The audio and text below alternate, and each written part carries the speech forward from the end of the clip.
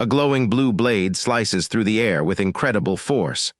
The edge of the sword connects with a solid stone block, sending sparks flying everywhere. Our protagonist Kai watches the impact with a calm but focused expression.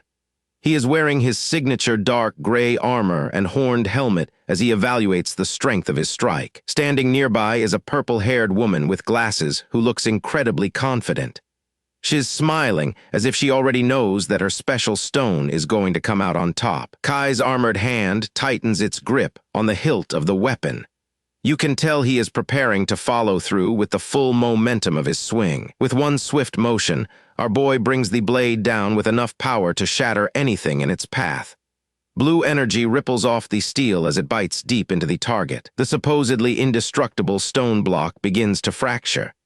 A massive crack spiders down the center as the blue energy forces the two halves apart with a loud snap. Ramai stares at the scene in total disbelief.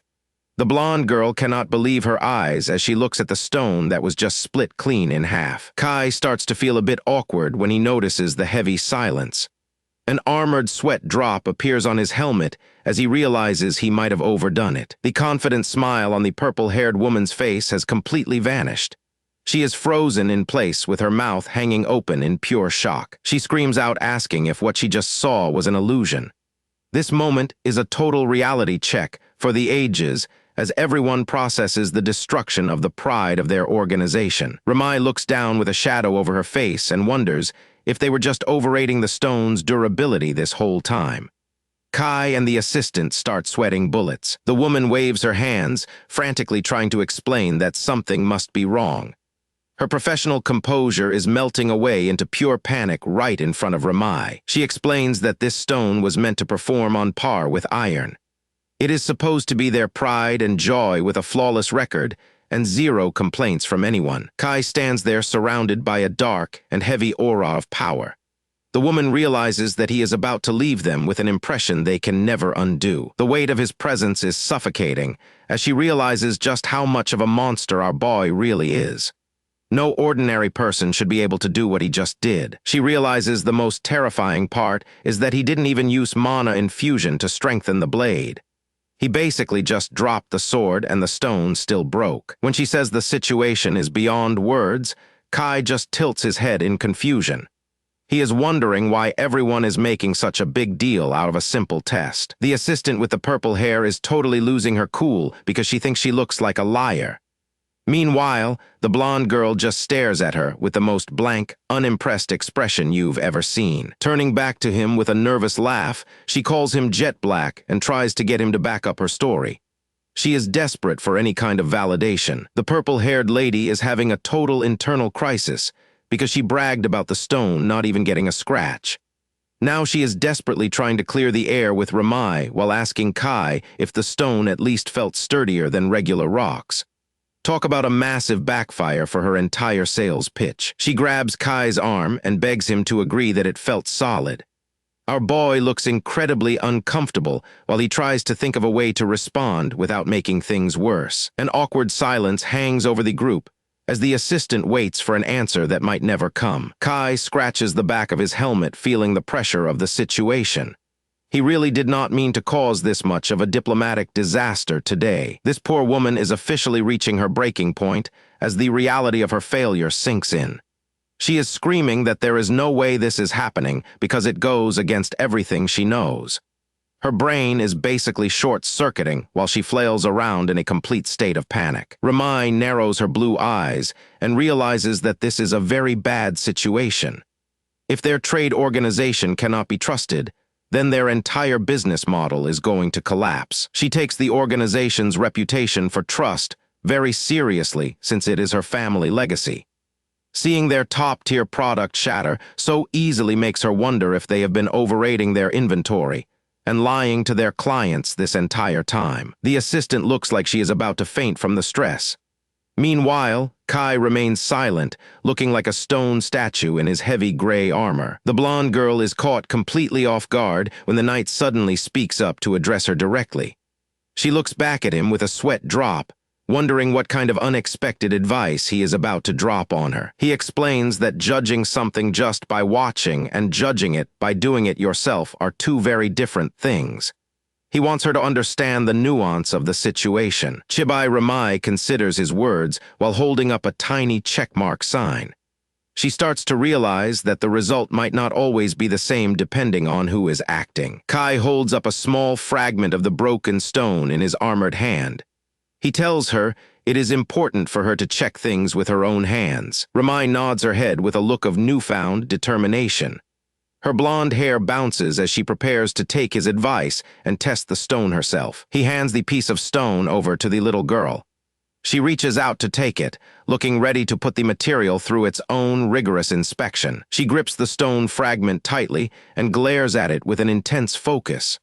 Ramai is not going to let any detail slip past her this time around. The blonde girl decides to take her frustration out on the knight by playfully pummeling his chest armor with her fists.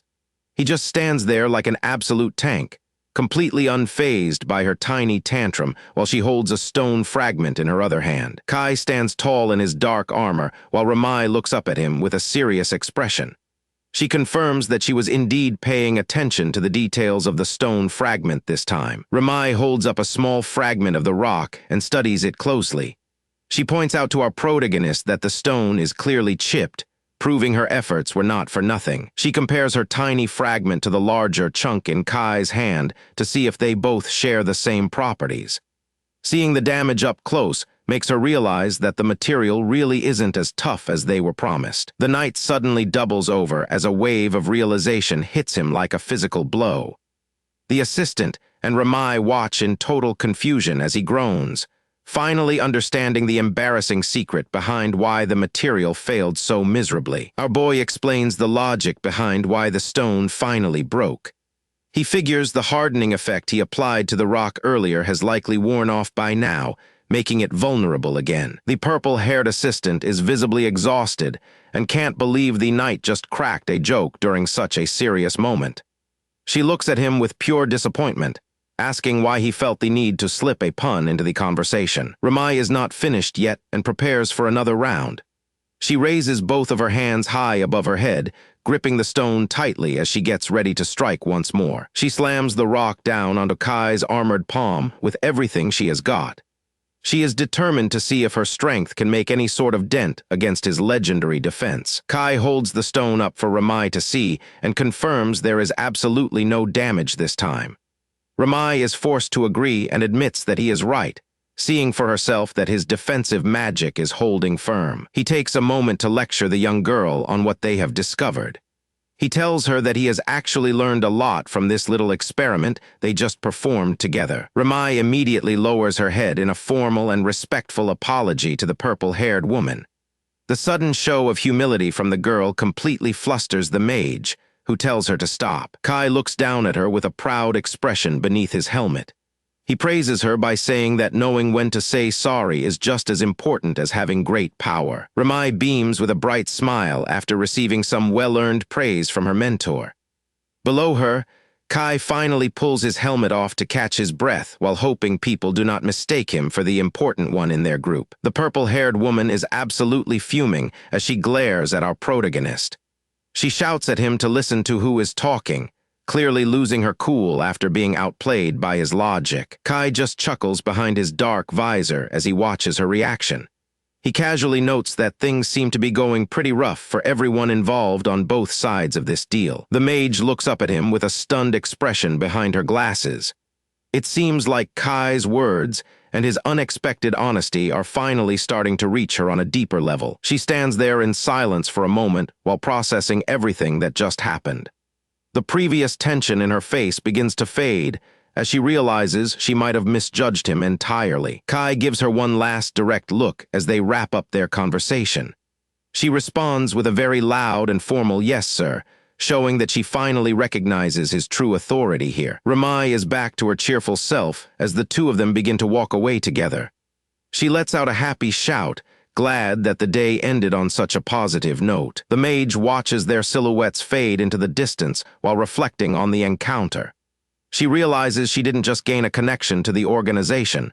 She also gained a new respect for him after realizing she never stood a chance. She collapses to her knees in a comical heap of tears as the weight of the situation hits her. She tries to console herself by muttering that this was just a cheap lesson fee.